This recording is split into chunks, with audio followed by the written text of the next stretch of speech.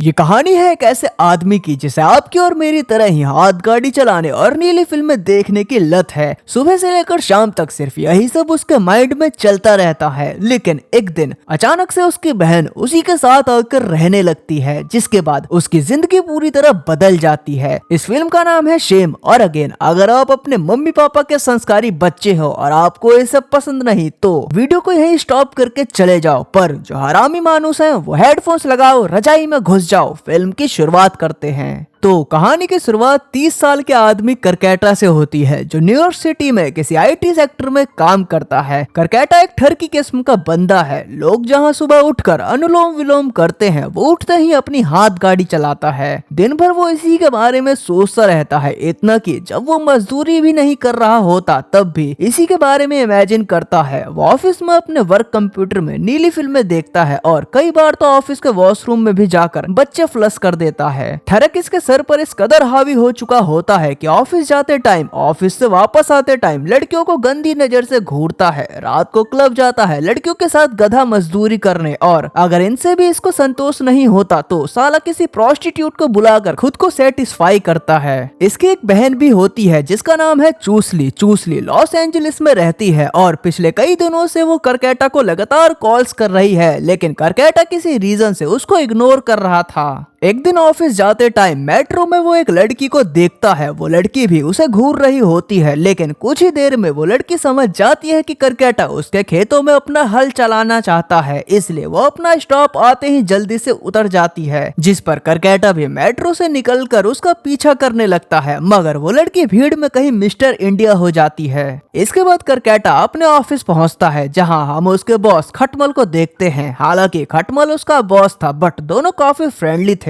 Office के बाद दोनों उनके कुछ और कलीग्स के साथ एक क्लब में जाते हैं, जहां खटमल एक लड़की से फ्लर्ट करने लगता है, परंतु वो लड़की खटमल में नहीं बल्कि करकेटा में इंटरेस्ट दिखाती है। दोस्तों, करकेटा की नजर बेशक गंदी थी, लेकिन उसकी पर्सनैलिटी और बात करने का तरीका काफी अट्रैक्टिव था, जिससे लड़कियां पहली नजर में ही उससे पट जाती थी। खैर, क्लब से निकलने के बाद वो लड़की करकेटा को लिफ्ट देती है। फिर वो दोनों एक सुनसान सड़क पर आते हैं, जहां करकेटा उसके खेतों में अपना हैंड पंप गाड़ता है। इसके बाद वो अपने घर लौटता है और देखता है कि मेन डोर पहले से ही खुला था। वो एक बेसबॉल का बैट उठा के धीरे धीरे आगे बढ़ता है और देखता है कि उसकी बहन चूसली आई हुई है। दरअसल चूसली लॉस एंजलिस में एक सिंगर थी और अभी न्यूयॉर्क में वो अपने बॉयफ्रेंड के साथ शिफ्ट होने वाली थी, लेकिन रिसेंटली उनका ब्रेकअप हो गया था और रहने के लिए उसके पास कोई जगह भी नहीं थी। इसलिए वो करकेटा से कुछ दिनों के लिए उसके घर रहने के लिए रिक्वेस्ट करती है और कहती है, मैं कहीं कोने में पड़ी रहूंगी। अब करकेटा के लिए उसकी वो घचाघच वाली लाइफ और प्राइवेसी काफी ज्यादा इंपॉर्टेंट थी, लेकिन क्योंकि चूसली उसकी सगी बहन थी, इसलिए वो ना चाहते हुए भी मान जाता है। अगले दिन चूसली न्यूयॉर्क के क्लब में परफॉर्म करने वाली थी, जहां वो करकेटा को उसका सॉन्ग सुनने के लिए इनवाइट करती है। फिर करकेटा भी ऑफिस के बाद खटमल को लेकर चूसली के क्लब पहुंचता है, जहां पर वो परफॉर्म कर रही थी। उसका गाना सुनकर करकेटा काफी इमोशनल हो जाता है। फिर गाना खत्म होने के बाद वहां मौजूद सभी लोग चूसली की पीट पीट कर ताली उसकी तारीफ करते हैं। इसके बाद चूसली करकेटा और खटमल को ज्वाइन करती है और तीनों ड्रिंक करते हुए अपनी लाइफ के बारे में बातें करने लगते हैं। इस दौरान खटमल चूसली के साथ फ्लर्ट करने लगता है, जिससे करकेटा को अच्छा नहीं लगता, लेकिन वो उस पर कुछ खास रिएक्ट नहीं करता। आगे वो तीनों वहां से निकलकर करकेटा के घर जाते हैं, जहां खटमल और चूसली उसे बिना कुछ कहे ही उसके रूम में जाकर गधा मजदूरी करने लगते हैं। और इधर करकेटा उनके ओ यस ओ माय गॉड वाली आवाजें सुनता है, जिससे उसे काफी गुस्सा आता है, लेकिन वो चाहकर भी कुछ नहीं कर सकता क्योंकि खटमल उसका बॉस था। इसलिए वो बाहर जॉगिंग के लिए चला जाता है। वापस लौटने के बाद वो देखता है कि चूसली और खटमल घर पर नहीं है, तो वो बेडशीट को चेंज करके फटाफट सो जाता है। फिर कुछ देर बाद चूसली घर लौटती है और उसके पास आकर लेट जाती है, जिससे करकेटा की बुद्धि सटक जाती है और वो चिल्लाकर चूसली को रूम से बाहर भगा देता है। अगले दिन ऑफिस में करकेटा अपनी एक कलीग मरियम के साथ फ्लर्ट करता है। मरियम भी पहले से करकेटा पर लट्टू थी, इसलिए वो भी उसे भाव देती है। करकेटा उसे आज रात डिनर के लिए पूछता है, जिसके लिए वो फट से मान जाती है। ऑफिस के बाद वो दोनों एक फैंसी रेस्टोरेंट में डिनर करने जाते हैं और अपनी अपनी लाइफ के बारे में बातें करने लगते हैं, जहां हमें पता चलता है कि हाल ही में मरियम का डिवोर्स हुआ है, जिससे काफी टाइम से उसका कुआं सूखा पड़ा था। करकेटा सोचता है इसके कुएं से पानी निकालने का, लेकिन लेकिन वो किसी तरह खुद को रोकता है। आगे वो दोनों अलग अलग टॉपिक्स पर और भी बकचोदियां करते हैं, जिसके बाद वो फिर अपने अपने घर लौट जाते हैं।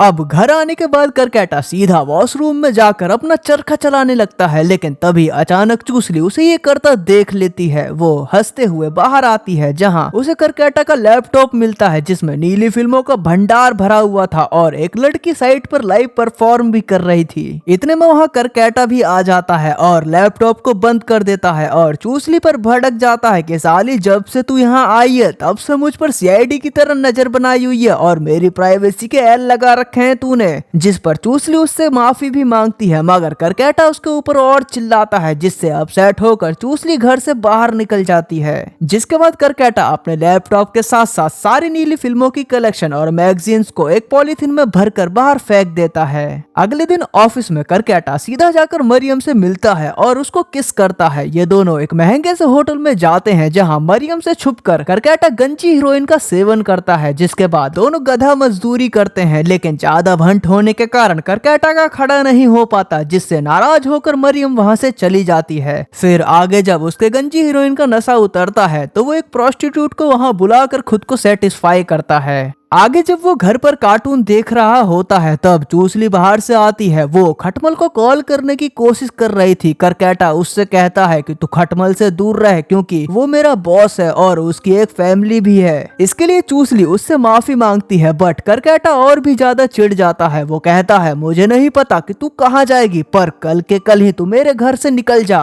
चूसली कहती है तुम मेरे भाई हो, हम एक फैमिली है, हमें एक दूसरे का ख्याल रखना चाहिए। करकेटा अच्छा, आज से पहले तू कहाँ गई थी? तूने कब मेरी केयर की? तेरे पास न रहने के लिए कोई घर है, ना ही कोई ढंग की जॉब। तू तो खुद की साफ सफाई भी नहीं कर सकती। मेरे ऊपर तू एक बोझ है, जॉब में और नहीं उठा सकता। कान खोल के सुन ले, तेरे लिए इस घर में अब कोई और जगह नहीं है। जो कहकर वो वहाँ से चला जाता है। इसके बाद करकेटा किसी बार में जाकर एक लड़की से मिलता है। वो उससे गंदी गंदी बातें करके उसे छेड़ने लगता है और उसे अपने साथ चलने के लिए कहता है, लेकिन तभी वहाँ उस लड़की का बॉयफ्रेंड आ जाता है। बट करकेटा उसके साथ भी किसी पागलों की तरह बात करता है। कहता है अबे टकले, मैं तेरी आइटम को घोड़ी बनाकर इतना खोदूंगा और इतनी गंदी गंदी चीजें करूंगा ना जो तू कभी सोच भी नहीं सकता। जो बात सुनकर उस टकले की दिमाग की दही हो जाती है तो वो करकेटा को वहीं पटक कर पेल देता है। अब मार खाने के बाद वो एक दूसरे क्लब में एंटर होने की कोशिश करता है, परंतु वहां उसको एंट्री नहीं मिलती। फिर रोड के दूसरी तरफ उसे एक मीठों का क्लब दिखता है। अब करकेटा इतना फ्रस्ट्रेट था कि उसे समझ नहीं आ रहा था कि वो क्या कर रहा है। वो उस मीठों के क्लब में जाता है और एक मीठे के साथ डांडिया खेलने लगता है। इसी बीच उसे लगातार चूसली के कॉल्स और मैसेजेस भी आ रहे थे, जिसमें वो करकेटा से कॉल पिक करने के लिए लिटरली गिड़गिड़ा रही थी, लेकिन यहूदिया फिर भी उसका कॉल रिसीव नहीं करता और तो और एक सस्ते से ओयो में जाकर वहां दो लड़कियों के साथ 61-62 करता है। इसके बाद मॉर्निंग में जब वो मेट्रो से अपने घर लौट रहा होता है तब एक जगह ट्रेन को रोक दिया जाता है, क्योंकि आगे एक लड़की ने देह त्याग कर लिया था। ये देखकर अब फाइनली करकेटा के दिमाग की बत्ती जलती है और वो ट्रेन से निकलकर अपने घर की ओर भागता है। वो रास्ते में बार बार चूसली को कॉल करने का ट्राई करता है, परंतु चूसली उसका कोई भी जवाब नहीं देती। वो बहुत ही ज्यादा पैनिक हो जाता है और घर पहुंचने पर वो देखता है कि चूसली ने अपने हाथ की नस काट ली है और वो पूरी तरह लहूलुहान है, जो देखकर करकेटा के गोटे मुंह को आ जाते हैं। वो तुरंत उसे हॉस्पिटल में एडमिट करवाता है, जहां चूसली का इलाज चलता है और कुछ देर बाद जैसे ही वो होश में आती है तो करकेटा उससे माफी मांगता है कि उसने उसके बुरे वक्त में उसे अकेला छोड़ दिया और उसकी केयर नहीं की। अकेले में जाकर वो बहुत रोने लगता है, क्योंकि अब वो समझ चुका था कि उसका सेल्फिशपना, परिवार के प्रति इग्नोरेंस और उसकी बुरी आदतों की वजह से चूसली टैं बोलते बोलते बची। उसे अपनी गलतियों का एहसास होता है और आज के बाद वो खुद को बदलने की शपथ लेता है। अगले दिन ऑफिस जाते टाइम करकेटा को वही मेट्रो वाली लड़की मिलती है, लेकिन इस बार पहले वो लड़की करकेटा के साथ फ्लर्ट करने की कोशिश करती है, परंतु करकेटा अब संत बन चुका था। वो नोटिस करता है कि उस लड़की के हाथ में एक एंगेजमेंट रिंग थी, तो वो उसको कोई रिएक्शन नहीं देता, जिसके साथ ही ये मूवी भी यहीं समाप्त हो जाती है।